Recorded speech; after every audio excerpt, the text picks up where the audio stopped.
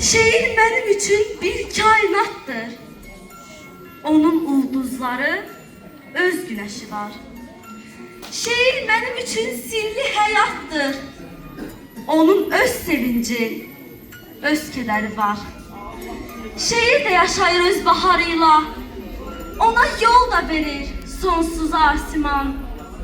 O keçir təbiat dımlarıyla, süni peyklerin açtığı yoldan.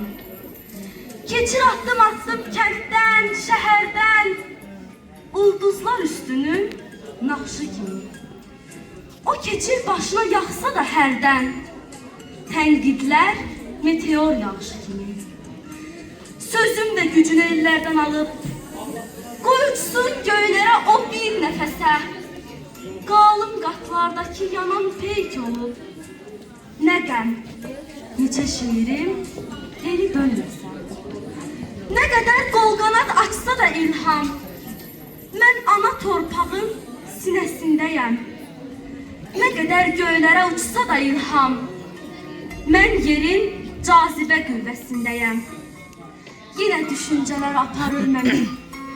Deyirəm, susmaram, boran qar olsun.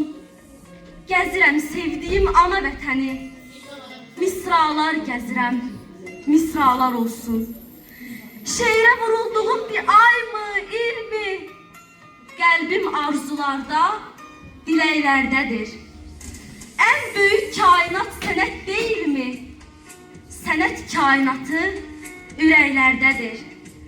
Hər kəs xoşbəxt olar öz diyarında. Əzizdir, əzəldən öz yerim dedim.